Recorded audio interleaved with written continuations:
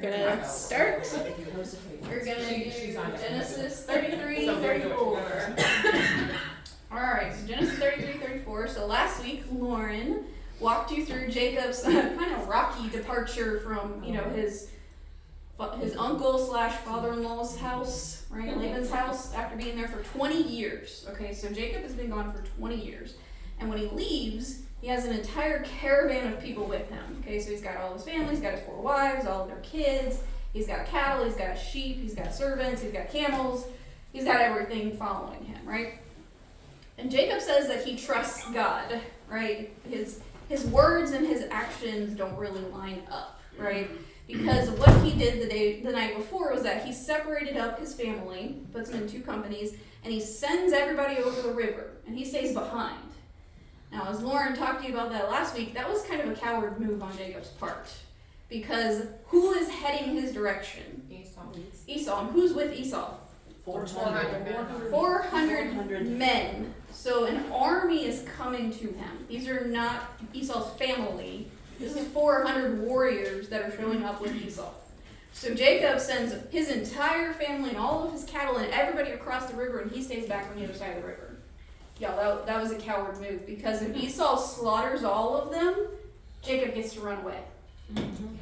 Okay, so that's why Jacob did that. Okay, but during the night, God decides to come down and deal with Jacob in a very interesting way, because he needed to show up in a way that Jacob understood, and that meant an all-night wrestling match. Okay, and we're not talking WWE. Okay, think of more like Greco-Roman wrestling. They're just locked in and they're wrestling all night long. Okay.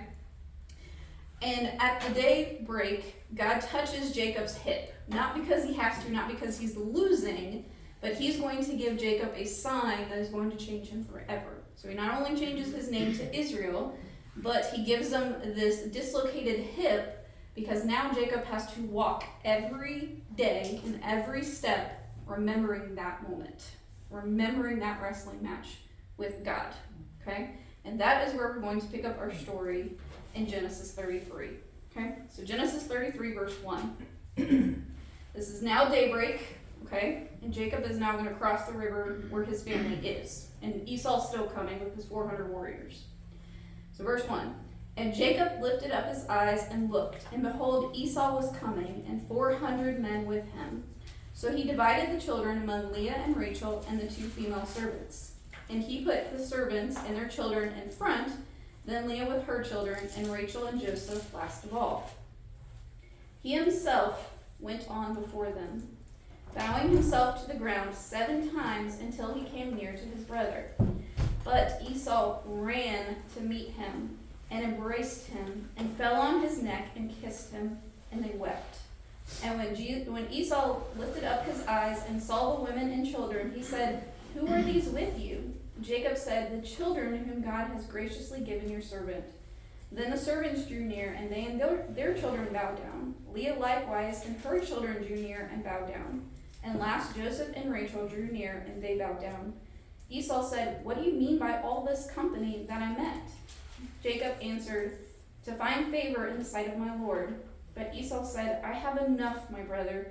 Keep what you have for yourself." Jacob said, "No, please, if I have found favor in your sight, then accept my present from my hand. For I have seen your face, which is like seeing the face of God, and you have accepted me. Please accept my blessing that is brought to you, because God has dealt graciously with me, and because I have enough." Thus he urged him, and he took it.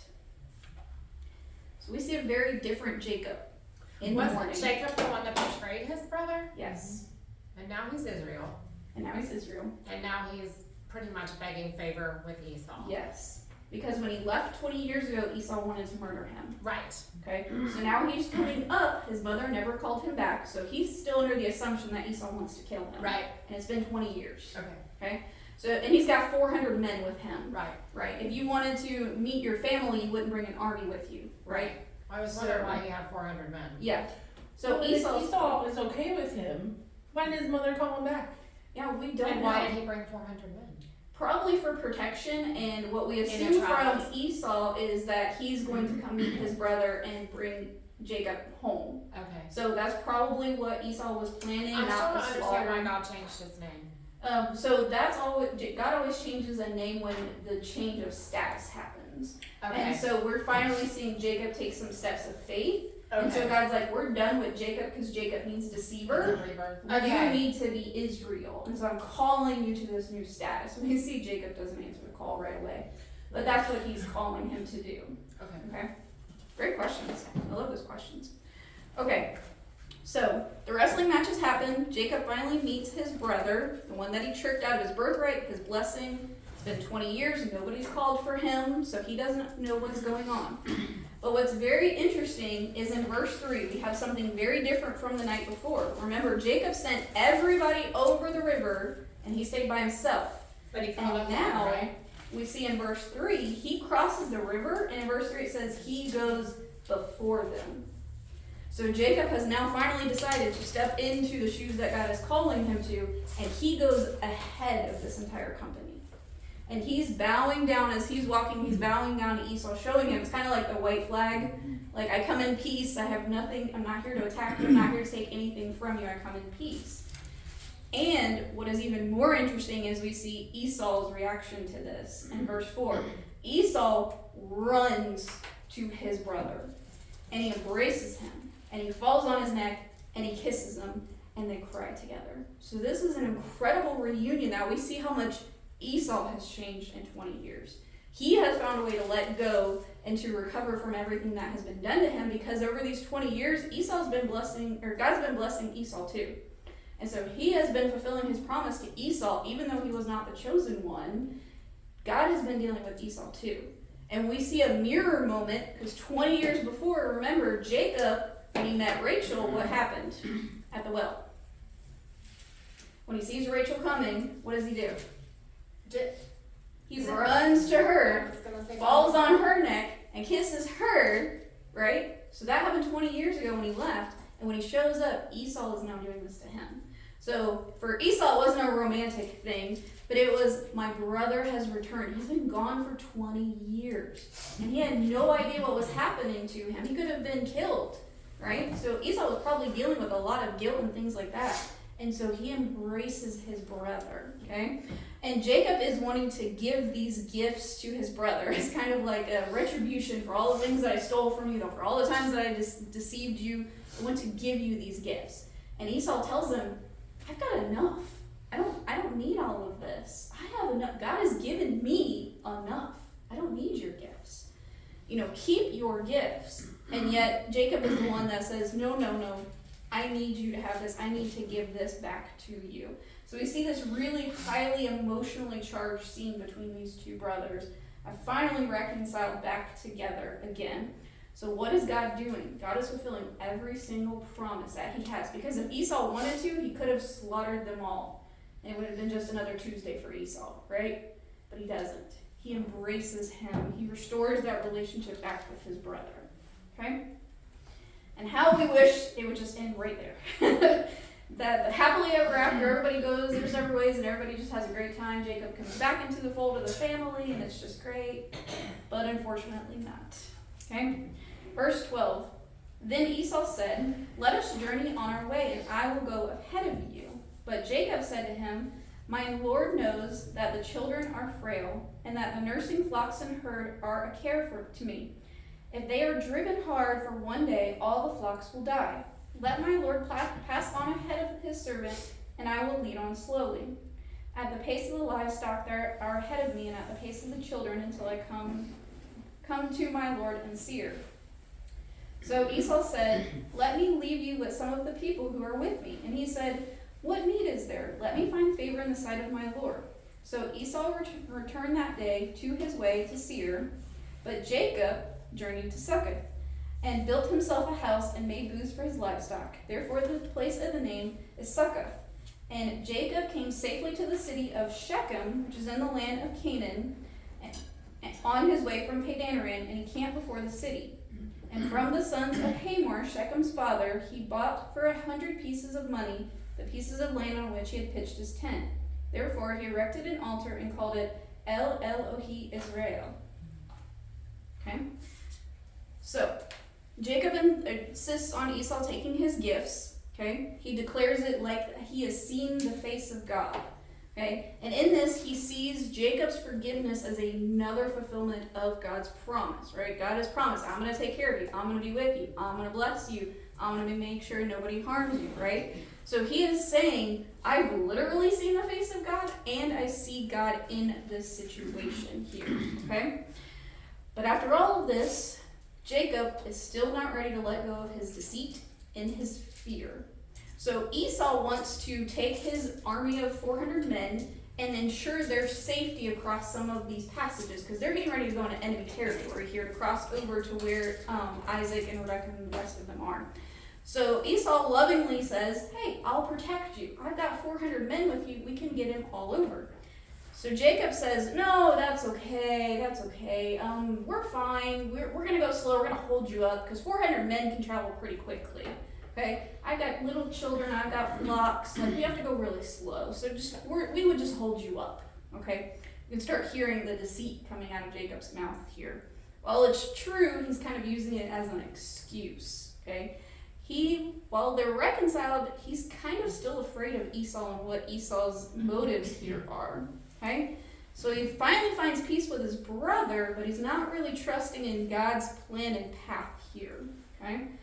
So God had appointed Abraham, Isaac, and Jacob to live as sojourners, which means that they were not to establish in a city. They were supposed to be in tents and they were to keep on moving. And what we discover here is that Jacob goes the opposite direction of his brother. His brother says, we're going to go down to Seir, which is in the south from where they are. Jacob heads west. So a completely different direction than where his brother is going. Because he doesn't trust his brother's He mother. doesn't trust his brother. Yeah, and he also doesn't trust in God with what God had told him to do. Okay? Because God had told him to go to Bethel, and he is not. He stops and he indwells in these cities of these foreign nations. Okay? And what we're not told here is exactly how long he stays in this area. We do know that from this point until the middle of chapter 36 is about 10 years. So we're not exactly sure how long he stays in each city. There's a little bit of moving around kind of in this area, but this is going to be kind of hard for people who like chronology. This part is not written in chronological order. Okay, so I'm going to try to do my best to kind of help you understand. There is some time that happens here. We're just not sure exactly what. Okay? So Jacob eventually moves his family to Shechem. He builds an altar, and El Elohi Israel means God, the God of Israel. So he's saying the God of himself.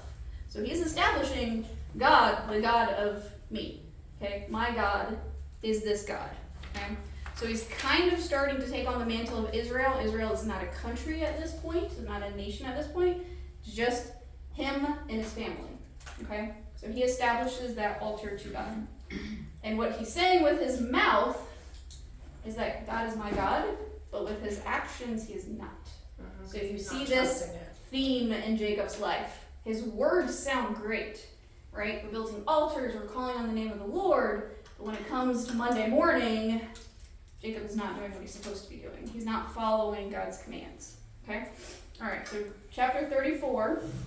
Now again, this happens some point in that 10 years. We're not exactly sure, but the children are growing older now. So here's chapter 34, verse 1. Now Dinah, the daughter of Leah, whom she had born to Jacob, went out to see the women of the land. And when Shechem, the son of Hamor the Hivite, prince of the land, saw her, he seized her and lay with her and humiliated her. And his soul was drawn to Dinah, the daughter of Jacob.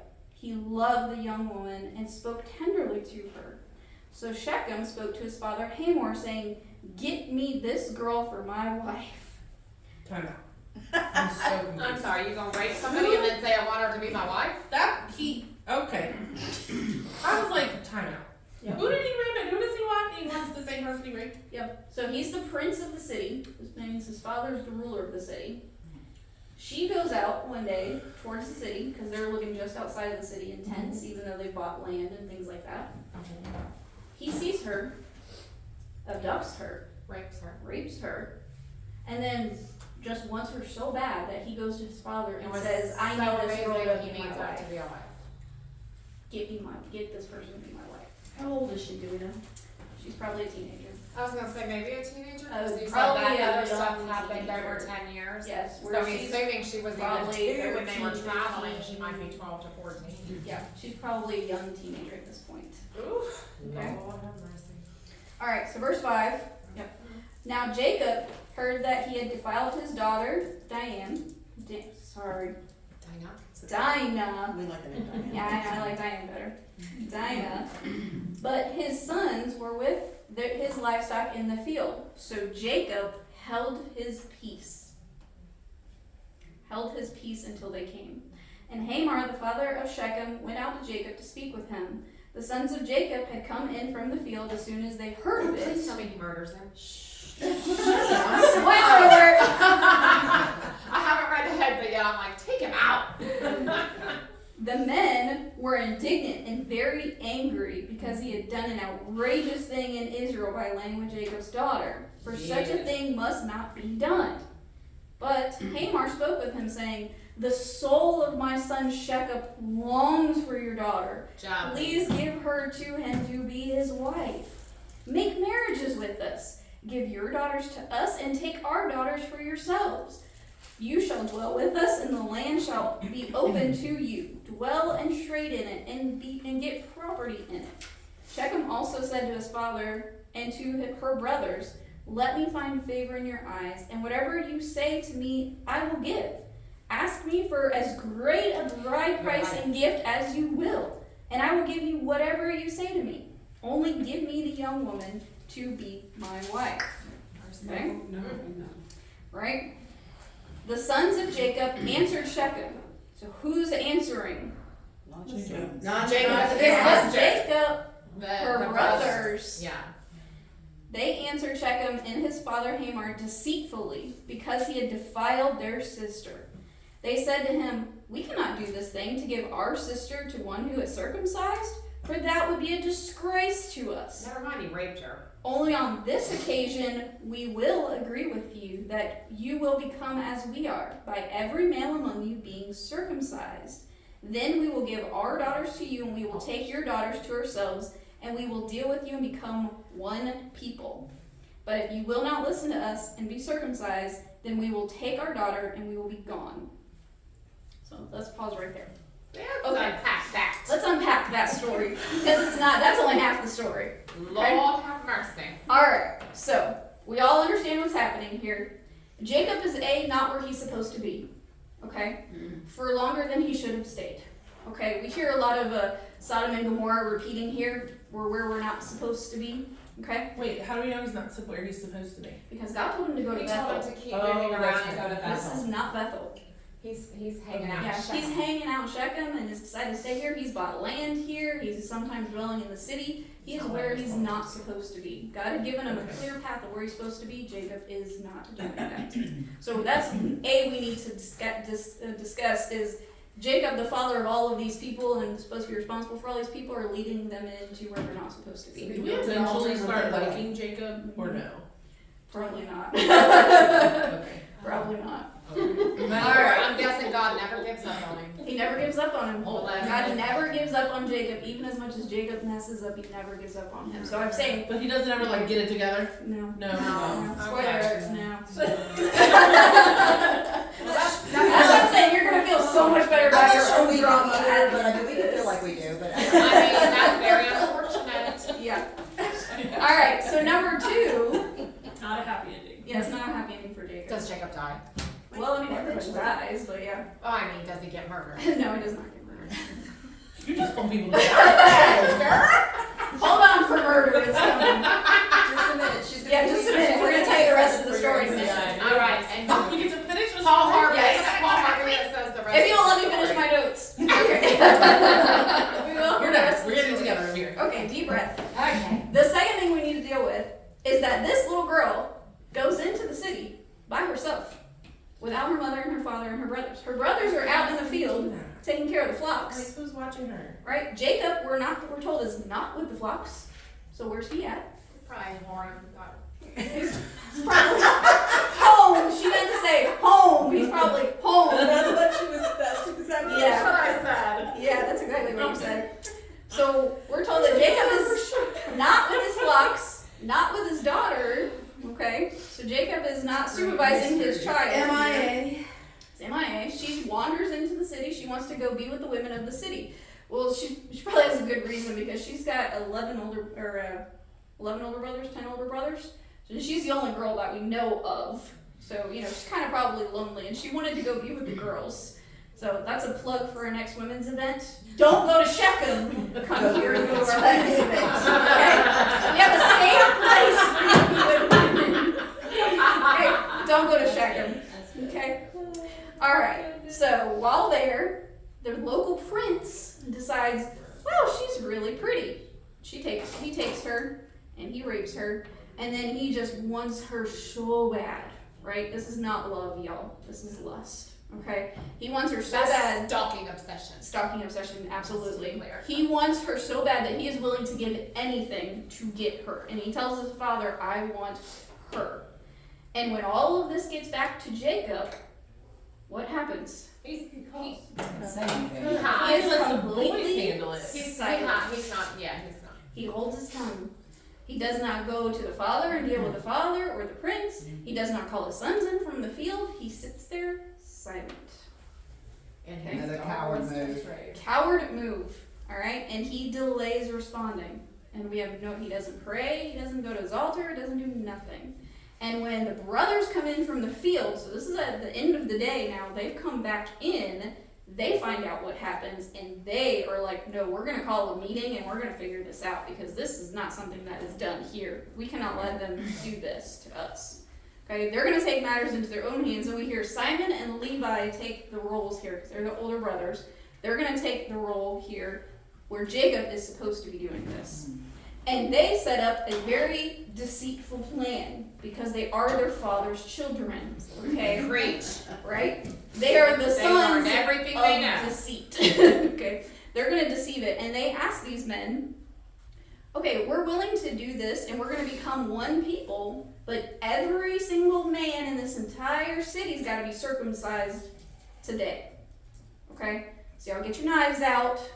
Let's go. And then we will let you have all of our daughters will become one people who are intermarrying. Okay? Knowing that when you perform circumcision on an adult male, it doesn't go so I was hot. gonna say, I don't think that's gonna be real good. No. It That's puts them in an a incredibly he's vulnerable bathing. position. It leads them to high risk of infections, and they are going to be down for the count. They know this. I was Okay? gonna say, those sons aren't stupid, they know what they're asking They for. know exactly what they're doing. So let's find out the rest of the story. Okay. Alright, so verse 18.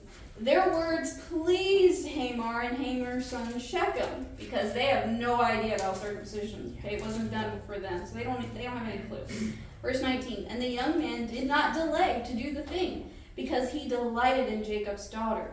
Now he was the most honored of all of his father's house. Lovely. Right? Is there not a more ironic statement in this whole story? This guy who raped this young woman is considered the most honored of all his father's house.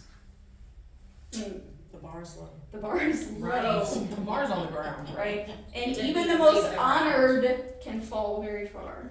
Okay, verse 20. So Hamor and his son Shechem came to the gate of the city and spoke to the men of their city, saying, these men are at peace with us. Let them dwell in the land and trade in it. For behold, the land is large enough for them. Let us take their daughters as our wives, and give us them our daughters. Okay? So they're setting up the benefits before they're getting ready to lay down what the condition is here. Right? Right? Verse 22. But, Only this condition, just one condition, y'all. Y'all want all of that? There's one condition. Will the men agree to dwell with us to become one people, when every male among us is circumcised as they are circumcised? Okay? So this is going to be a really benefit to everybody in the city. Y'all just got to do one thing. That's it. Just one thing. Verse 23. Will not our livestock, their property, and all their beasts be ours? Only let us agree with them, and they will dwell with us. And all who went out of the gate of his city listened to Hamor and his son Shechem, and every male was circumcised. Ouch. All who went out of the gate of the city. So they had a gathering of all these men, and they're in agreement. We need to all do this. Okay? Verse 25. On the third day, when they were sore, that's an understatement, two of the sons of Jacob, Simon and Levi, okay, the brothers, took their swords and came against the city while it felt secure and killed all the males.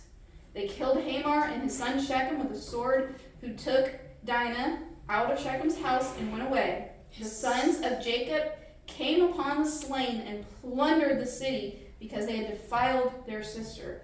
They took their flocks and their herds and their donkeys and whatever was in the land and in the field, all their wealth, all their little ones and their wives, all that was in the houses they captured and plundered. Then Jacob said to Simon and Levi, "You have brought trouble on me by making me stink in the inhabitants of the land, the Canaanites and the Perizzites. The numbers are few, and if they gather themselves against me and attack me, I shall be destroyed, but I and my household." And they said, "Should not he treat our sister like a prostitute?" Preach. And that's the end of the story. I like Simon. I didn't. I mean, You're not I'm going to feeling be this. I mean, don't do that. Wait a minute, wink of They did joy. not have pure motives. They did not have purpose to do this. God did not I tell mean, they them are Jacob's to child. They are Jacob's children. They are the sons of deceit. And yes. All So right. they weren't really defending their sister's honor. No. They have an ulterior They have motive. ulterior motives. Of course they do. Okay. Well, and why did they take everything out of the town when they just killed all the men? Why did they just We're move? gonna talk about that. Oh, Why do come that? on. Why do that? All right. So the men of Shechem, they agree, right? And they hurry to get everybody circumcised. Okay, everybody line up, and we're gonna get circumcised. Okay. Only to discover a few days later that circumcision is very hard on the male body when you're older. Okay, it's incredibly painful. It brings down everything. It's basically like having the flu. Like you're down, you cannot defend yourself. Okay. So they take advantage of the situation, and Simon and Levi go in there and they massacre every male. That's not just men, y'all. That's little boys too. So they circumcised and then slaughtered them. Yes. Well, because they couldn't fight back. They couldn't fight back. So they have Right. no way to defend themselves. And it's Why mirroring. did every man have And why did they have to kill the boys? Why did they have to kill the children? That's a lot. Why not just So the how dirtbag Simon and Levi and the look husband? in now. Why did not look at someone? Okay, fine. Yeah. So We're they, not feeling them anymore. You have a point. I see all the slaughter. sides of it. yeah, they slaughter every boy. I don't understand why they still Grandfather. Because the children would grow up. Because Well, that doesn't mean they would rape women too. But Were they would just grow up covering and their they would- bases? They would grow up and then attack because Yes. they were so. So they're afraid of Because they breast killed all their- and- okay. Yes. Okay. Yes. So they kill all the males. Okay. Got it. I'm not saying that I'm So- okay with it, I'm just. No, this is their choice. Okay, so this slaughter is not only absolutely brutal and deceptive, but it is absolutely a disgrace to the covenant of circumcision. Because God has intended circumcision to be a sign of his covenant between his people and him. And they are using it to slaughter these people as an excuse. I know to these people are not people that circumcise believe in God. Absolutely. They believe This in is like- what- Or, Yeah. and this Territory. wasn't a circumcision to be made right with God. Right. This was simply to Marry. gain what they thought they were getting. Yes, God is not involved in this equation. so they can slaughter them. Well, and Yes. it's interesting that you don't see like another option. Like, why didn't they come back and be like, Don't do it in Europe. Because because when the your prince prince we talk tells you about what to do. something else? Yeah, when your Where prince maybe tells you he's what just to the do, person you that do it. gets Remember, some kind of we thing. have the prince and the ruler here telling all of the men what to do. And they're saying this is going to benefit our society if we have these people intermarry with us. They're rich, they're Do these loaded. people not know that he did what he did, I guess? Who? Oh, Like, no, they do knew. people- Oh, they knew. But he was a prince. He could But do he's the whatever. prince. he's the prince, he can do what he wants. He can do what he wants. Yes. He was beloved. I mostly love that they offered it as what we call in like the education world like a positive sandwich. Yes. Because you give them like here's what's There's gonna all the be great, benefits. and then the negative And the thing one in the thing- middle, and then And then it's follow gonna be it great up for with us. another It's gonna be positive. great. Yeah, It's yeah, going to be great if we do all of this. Yeah. But you see that they don't say you need to follow our God. yeah. Right. They just say you need to be circumcised. Yes. That's the only, so there's a lot of deceit happening here, okay? So they not only slaughter, but they completely plunder the city. They take everything that belongs to them, including their wives and all of the female children. But they already had so much. This is a huge city. Shechem's a big city. So this whole family takes everything, all of their flocks, carry whatever they can carry, their carts, their animals, whatever they can get, okay? And they come back to the tents, and Jacob's like, what did you do? Right? Because you see like this whole caravan coming towards the tents of all these women and all these little girls and these animals and these carts full of things. And Jacob says, "What did you do?" But he's not concerned Jacob about had it, a chance to speak up and he didn't. right? But you see where Jacob's concern is? He said, "You've made But me. about him, it was about Stink. he made about him. Right. These people are going to come after me, Yeah. and I'm going to get murdered." Yeah, he made it So about where's him. Jacob's concern? Himself. Himself. He is far more concerned On the other with side of the river, himself. again. On the other side of the river, again. Okay? Aaron said he's a narcissist. He is a narcissist. Yes, he is. So he's afraid that the tribes around them are going to retaliate for what they hear is getting it happened in Shechem. Okay? And then we have this final sentence that does not get answered. The brothers say, "Should he treat our sister like a prostitute?" And that's the end of it. Jacob doesn't answer the That's their question. excuse for. That's their excuse. Well, for that's their how they actions. validated what they did. Yes, But so in apparently their they mind- have ulterior motives. Yes. We're just not there yet. Absolutely. So Jacob's disobedience costs him greatly. And we see those ripple effects. That sin and compromise will always lead over into tragedy. Okay? But God is not done with his family yet. He does not leave them here. He's not done with Jacob. He's not done with Simeon. He's not done with Levi. He's not done with this whole situation. But what's his name? Which one? What'd you Simeon. Simeon. Oh, we're calling Simeon. Simon. Simeon. Simeon and We know who Levi. you meant. Yeah. Right. Okay, so he's not done with any of them yet, but I want you to take this picture into next week. So we now have this whole family of Jacobs, and we also have all of these other people who are now coming with us. So God is fulfilling his covenant even in the midst of all of this mess and all of this tragedy and all of this. He's But they now can't be happy. expanded. They're grieving and Absolutely, they're they're probably not so angry. happy at all, but they don't have any other choice. Are they slaves? Do we know, like, do they Yes. become... Do they take the So- sisters as their wives? Do the brothers take the sisters Yes. of they do? That is Well- then the thing is like then they've now become intermarried with all of these people, but now they become their second class citizens. So now They're they're not told told them not to intermarry? Yes, this is before that, Because but these women didn't want to go. really wasn't a They good definitely didn't idea. want their wives. Yeah. They just killed all their husbands. and they just wives. killed. So they're all And children, widows and boys, and their boys. and their sons. So it's only little girls and the wives left, and all of these animals and all of this wealth is now belonging to Jacob. Not right there. So God is prospering him even in his disobedience. Okay, even in all the mess and all the wrong choices and all of this, God is still fulfilling his promise. Okay, so even on all this messiness, the promises of God are still being fulfilled. Okay.